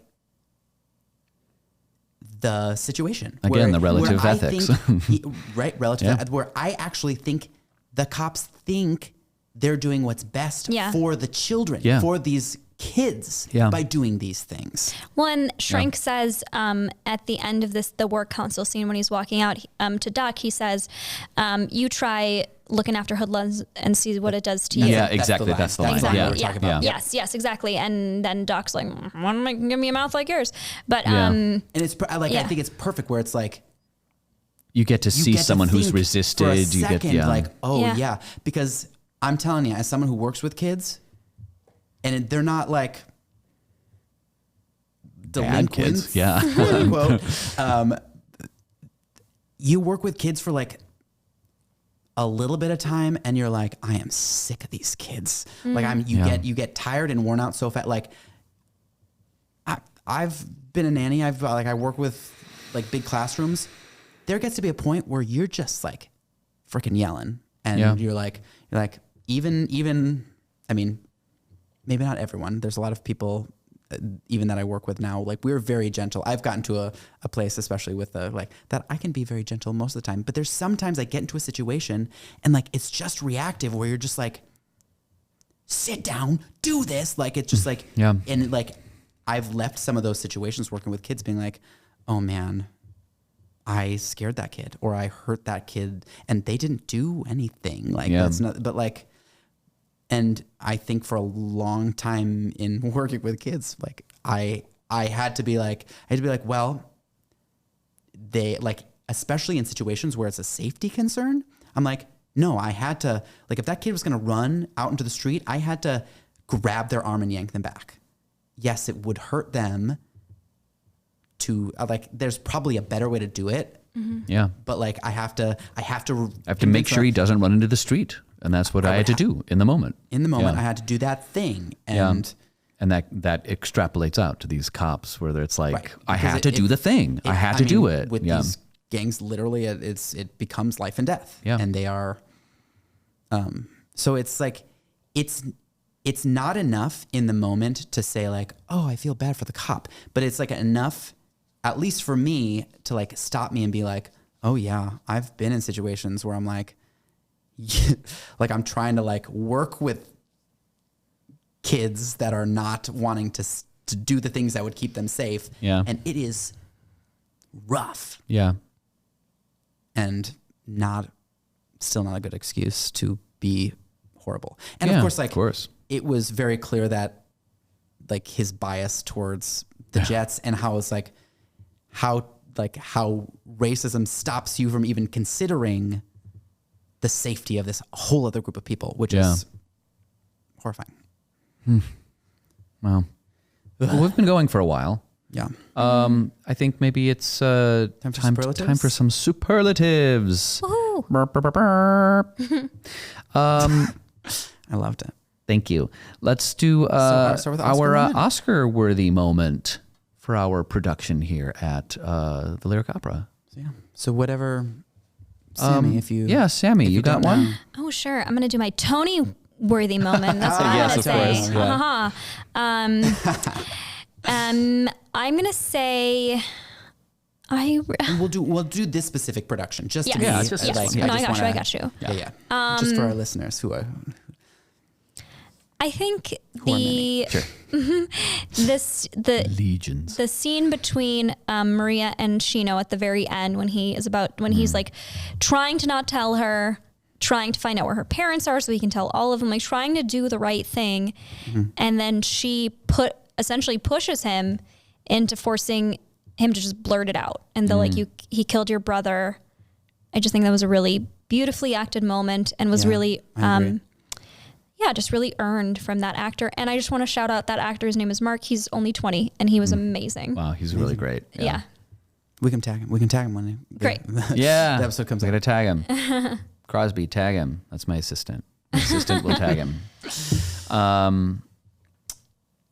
Should I go? Sure. Yeah. I think mine is the high B or high B flat. Tony's. That's why I wanted in to go Maria. because I thought that might be yours. Because I don't usually like that choice. In Maria, for those of you who don't know, Maria in the middle, he's just like singing about Maria, Maria, Maria, Maria, Maria. And in the score, like the original score version, there's this high B flat. And the original Larry Kurt, maybe he couldn't do it or whatever, but there's an alternate that I tend to like better, where it doesn't go as high, but it just keeps going and it's beautiful and melodic. In recent years, all the Tonys do this high B flat, and it's it just lasts for so long, and I just find it a little boring.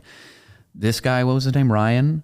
Mm-hmm. Oh my goodness gracious. It was like the first time I've seen it. I mean, he sings beautifully, like one of the best voices I've ever seen live. I'm like, does he give voice lessons? Mm-hmm. So good. And he sings this B flat and he just straight tones it. And I was like, oh my God, that's what it was missing the whole time. Everybody else is doing this operatic B flat or B, I don't remember which one it is, but he just straight toned it. And I'm like, oh, there's like my such God. a restraint in it. Like it was so tension, tight, a tension in the, and it was like he was yelling it. He was yelling Maria. It was just so much part of the moment of that song, where it's just him screaming the name over and over and over again in the alleys. Well, I don't know if there are alleys in Manhattan, but through the tenements on the west side there. I loved it. That was a beautiful moment. Yeah. What about you, Colin? Oh, I booped the mic. Sorry. Cut that out. No, that's staying in. I hope the camera was on you. I booped the mic. Oh my God, that's so funny. I'm wondering, so I've mentioned, I always do this. I'm like, there's two moments. I swear to God. But the end, it's one moment. The end scene was one of my favorite. Like I said, I think the woman who played Maria, some of the best acting in that scene.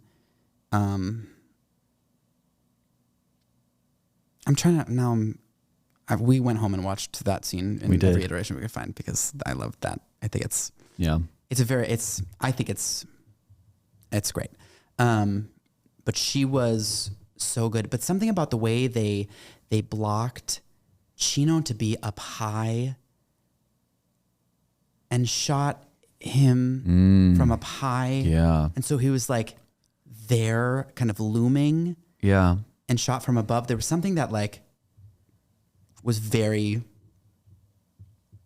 I don't know, surprised me anew. It was like very shocking, very really ominous, really like there's like something like Bird of Prey about it. There's like that like you said, looming, where it's like above. You can't dodge it. There's no way around it. You're stuck. right. Yeah. Yeah, it's the hand of fate. Yeah. Yeah, and then continuing on for Maria's acting was what's the actress's name? Kanisha. Yes, you did mention that, but I didn't remember. Yes, Kanisha was excellent. in Really that. great. Like and rewatching the other iterations, I'm like, no, she's one of the best. That I've seen. Really good. In that scene. And I'm gonna tack on. She does something that I've never seen a Maria do before, and even like the director and associate director commented on this. When she's pointing the gun at various people, and she points at the jet, she does the "and you" like she does a really like throaty like a much angrier point to. I believe I think that's what she's doing, pointing to the jets, and it's just like it's so scary. Yeah, it's terrifying. I'm like, oh God. Because you really, I mean, it's like we've said about Chino, about Anito, this like fall from grace. It's like she is the last person to hold out hope, and when she cracks, it needs to be hard. Yeah, and we've lost innocence. She has lost her innocence. It's over. She now can hate. It is kind of like the moment of, it is heightened, but like a little bit of the moment of like, we just got real. Yeah. And I think it needs to be the moment where like Maria needs to be the best actor in the cast. She grew up in that moment. Yeah. You have to see that. In this production, I was like, you did it. And it was very moving. Yeah. I thought it was great. Because like, it was very guttural. It was very visceral. And I was like, oh no. Just Terrible. weeping. The whole end of just Yes. weeping. Unearned moment. Oh yes, unearned moment. Unearned moment. Oh, me? We're looking at each other. We're looking at each other because we don't know. We're in An unearned moment. We were not. We can go first too if you're not sure. You guys go. You go first. I haven't really. I think it's just one little thing that I couldn't stop thinking about. I don't think I ever mentioned this. The scenes that happen in Maria's bedroom. There is no lip to that second level because it's on this platform on the second level and there's no lip and there's no protection and it freaked me out. The bejesus out of me. Because they're like dancing Especially and getting close. I was like, I can't do it. And I don't want to say that it necessarily ruined I Feel Pretty, but I was very nervous every time they would get close to the edge. And I was like, I know I should trust these adults to be able to not fall off this thing. But I was like, there's no lip. Oh my God, they're going to tumble.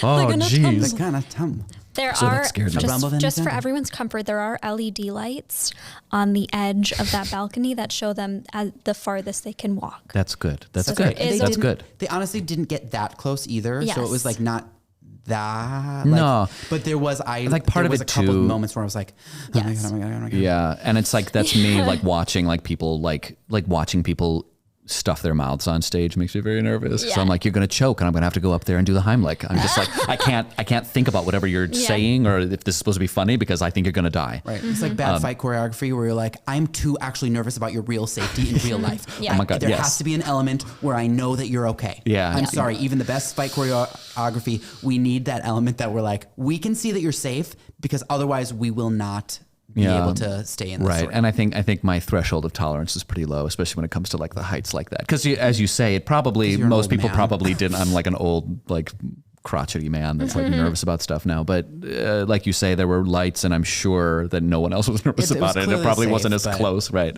I think too, it was just the perspective. We were on the upper balcony. We also were, and so it just looked. It looked to me like it was. Like a slope. Raked. Yeah. Yes. And so I was like, is it that from the? Is it don't- sloped? I don't think believe it's. so. No, I doubt it. But I was like, That oh could my not God, be- it's a second floor and sloped, and I'm like, oh my geez. It's not safe. No. Yeah. They couldn't get away with So that for that messed with me a little bit. Sure. Cool. All right. What about you, Colin? I think I'm just gonna go with what I already talked about with. Oh my goodness! I just lost my train of thought. Were you gonna say the Anita moment at the end of Boy Like That? Oh yeah, Boy Like exactly. That. Yes. Yes. Yeah. Exactly. Yeah.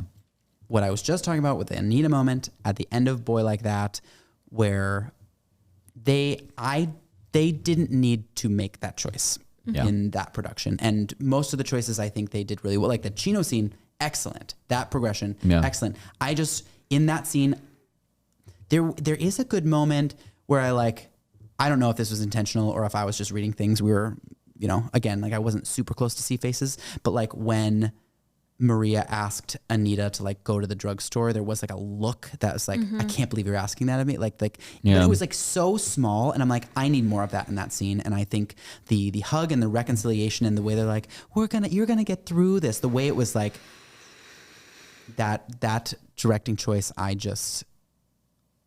don't think was earned. I don't think it was correct. Yeah. All right, Sammy, what you got? I agree with Colin on that one, but I'll do my own. I'll be original. Oh my God. I think this is really a writing thing and not an actor thing. But the scene when Doc essentially finds out that Tony is interested in a Puerto Rican girl because he says, "Buenos noches, señora," and she goes, "Buenos noches." So that's why you made it a fair fight. I'm like, what is this jump? And then she's like, "Aren't you afraid?" And he's like, "No, I'm good." And she's like, "Okay, I'm afraid not for both of you." I'm like, this is a longer conversation that needs to happen. Whereas like with, sure. That makes sense. That makes like sense. the new movie, for example, it's clear to me they have talked about it. We don't see it, but they have already had a conversation a little bit about what's going on. Yeah. We just maybe don't see it, or and then we have this whole scene of like him trying to learn Spanish, blah, blah, blah. But yeah, it just was that scene always to me is, and I think the actors do the best they can with it.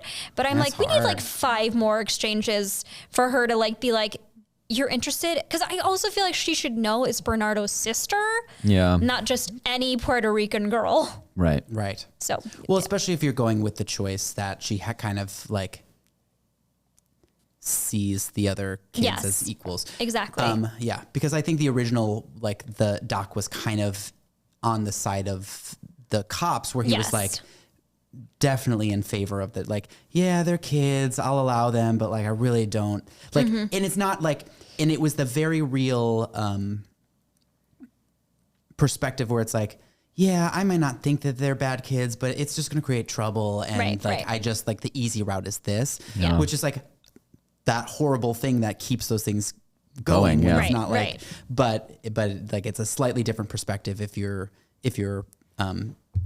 using Doc as a much more neutral party, because but still, even in that case, like that moment does not. You're right. That doesn't make sense. Yeah, it does. It does feel fast. I remember that now, being like, oh yeah, okay. And I mean, it really only happens because there's a scene change, and so, like, but I'm like, take a little longer. Give the people changing the scene a little bit longer to change the scene. Yeah. You know what I mean?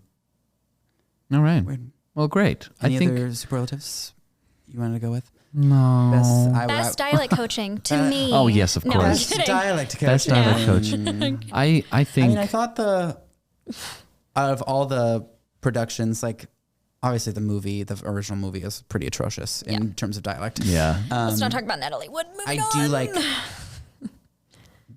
I do like the choice of having Spanish language in that specific revival. I think that is like, favorite element from any production that like is better than any other production. And worst. Let's do best and worst. So like, like it could be the Spanish language. Yeah. I mean, I think the America in the new movie. Oh my gosh, America in the new movie is. I mean, the choreography. It's not Jerome Robbins No. in the new movie, which is like, I like have feelings about that a little bit. Sure. But it feels like an homage, but it's so good. And oh my God. it is one of those moments like watching Ariana DeBose dance is like, I'm like, well, that's not fair. Yeah. She can be so good at, I mean, I thought I could do this in a while What? that I was like, oh yeah, that's what a real triple threat is. Like where she is, I mean, she was in the Hamilton chorus because she's a dancer, Right. but she's an actor and she's like, I literally don't know which one I would put first for her. Yeah. Because it doesn't matter. No. Because she's that's why I think she's so brilliant. But like that scene, America, like to be the lead and like she's not just like put in the center and like spotlit. She is the best dancer. Oh yeah, in she's that the best. group. Like she is the best one. Even when she's not like front and center, like your eye goes right to her. It's incredible. She's so What do you good. think about the dancing, Sammy? I just don't think we have enough time to really delve into my full thoughts on the dancing. So I'll just save that for a different day. Because it's a very dancing show. It's a very dancey show, which is nice for me because I'm like, okay, cool, they're going to dance for 5 minutes. I'm going to check my email during rehearsal. The dance at the gym scene, I'm like, all right, wake me up when Bernardo gets mad. Which honestly, the dancing in the new movie is so good. But dancing in Jerome Robbins' the choreography was unreal. Is also excellent. So good. But the I'll piggyback off of yours and say that the in that movie the dance at the gym, there's an element of like violence that they bring in. There's like a moment where like one of the girls on the Jet side is like, there, throw me or something. Yeah. And like she's gonna like kick She's gonna like one of kill the sharks this in the shark. face. Yeah. I'm like, you could kill him. Jeez. But it was like it felt very like the actual dance battle. Yeah. fight. And I think they do a good job in the original choreo that it does feel like a competition. Yeah. It feels there is a violence to it, which I think is really, really interesting. Which is like, I know people are like, what's his story? It's these gangs that are doing ballet. But I'm like, no, I think the stylized movement is fantastic and I will die on that hill. Yeah. Anyway, Sammy. Yeah, I think my best, I'm going to say like the fun and joy of the Tony and Maria Oh and the my lyric God, opera. yes. I love it. It think makes you're me right. buy in. Yeah. I'm going to say worst is in the new movie when they go to the stupid monastery, have that stupid I scene. think I also want to say, terrible. as a side note, the whole added thing with Graziella in the new movie that like Tony used to date her. I'm like, why? What is this? And then she has this line where she's like, why doesn't Tony want to check in on me and care about me? And I'm like, stop talking. Well, Just it's like so stop funny talking. that like they tried to include Everybody. the women more Yeah. in the Jets, and it really It's just feels like- But then they really also cut weird. down on anybody's like interaction with the Jets. She kind of doesn't really like come in that much until later. Yeah. She doesn't really bug them a lot in the beginning, or I think it was they in the new movie. Yes. Bug them a lot in the beginning. But I will say like in the scene, in the sexual assault scene, I will say I appreciate Graziella yelling at the boys to stop, and then they kick her out. Yeah. What I But- almost I know why they did that. Yeah.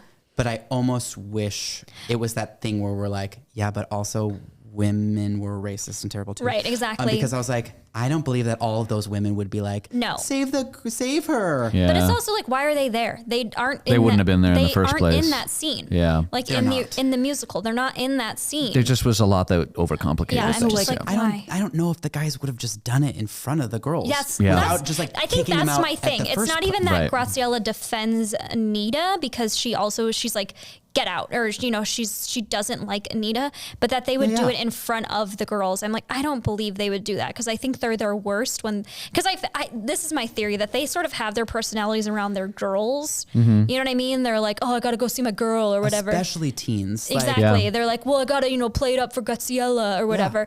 They would not. They would taunt Anita. They would be mean to her, but I don't think they would go so far as to assaulting her in front Right. of these other women. yes. So that's Who were watching through the window and banging on the door. Yeah, Yeah, exactly. that's a bad idea. Yeah, that's. Yeah. I don't believe it. That I think was that your moment. What was it? Well, that was the No, the worst monastery. moment. Yeah, the The monastery. monastery. Yeah, yeah. But Yeah. that I think that moment too, just like all the things they did with the Jet women, I think were like they didn't quite hit correctly. Yeah. No. Do you have a worst? I have a worst. It is in the new movie, The Cool. Oh my God, it's Why so did they bad. give that to Tony? What are we doing? I Because there was a hated fight that. with the gun that they gave. They to needed Riff. to, What and then is he that? like Also, ends why with did like we the do one the single thing? like tear down his cheek. I was like, so stupid. Oh, it's so dumb. I hated that. I hated It was Cool. so stupid. Yeah, agreed with that. So dumb. That What was you, Colin? Cool. Did you was give in? Probably going to be my worst, but Oh, I was like, I'm like trying to think Sorry. of something that's not in that new movie because I know. like, Yeah. this the new movie does just fucks up a lot of stuff. it does. It really does. I was still very moved by that movie, but like Yeah. it is so easy to dissect and be like, why did you do that? Especially after seeing like how brilliant the original script is. Like it's like you watch it and you're like, oh my God, why did they change anything? Why? I don't know. I mean, maybe I'll go similarly to your Sammy and just say like all of Tony's backstory. Yeah. Oh my God. That he was horrible. that he beat up this kid and like all the And then the going to fighting prison backstories. saved him. Oh my God. I know. It's Oh my like God, unlikely. Yeah, prison saved you. Yeah. It's like you're you've a never better spent a man. day in prison. No. No. Whatever his name is. Ansel Ansel Elgort. Elgort. I also just did not care for Ansel. his Tony. He sounded bored the whole movie. Yeah, he does. Because it's that casual thing. I It's know. that Yeah. Which I stupid hate. realistic. I hate it. I I hate hate it. it. Yeah. Yeah. Cool. All right. Let's wrap up, shall we? Let's do it. Wonderful. Thank you so much, everyone, for watching and or listening to Then a Moment. I'm Pavi, and remember, once you're a jet, you're always a jet. And I am Colin. And remember, I feel pretty. I'm Sammy. Thank you so much for having me on the podcast and for all of you listening at home to my extremely detailed dialect dissection. And remember that when you're in love, talk about things that aren't just you. Oh, yeah. yes. Wonderful. All right. Thanks, everyone. Yeah, and Bye. before we go- Oh, sorry. Oh my goodness. Before we go, if you are interested in learning a little bit more about Sammy and her dialect work, and if you want to use her as a coach or hire her for a show, you can visit her website, which is www.sammygrant.com. That's SAMMIGRANT. Thanks. yes, and we'll link that. So Wonderful. Sweet. All right. Now, goodbye. Thank you. thank you. Bye. Thanks for listening to this episode of Then a Moment, a Pavitas production project, hosted by Colin Funk and Pavi Proczko. This podcast is produced by Chicago Podcast Studio. Our opening cartoon was created by Gloriu, and our theme song was composed by me, Pavi Proczko. If you enjoyed this episode, please subscribe to our podcast on Apple Podcasts, Spotify, or your favorite listening platform.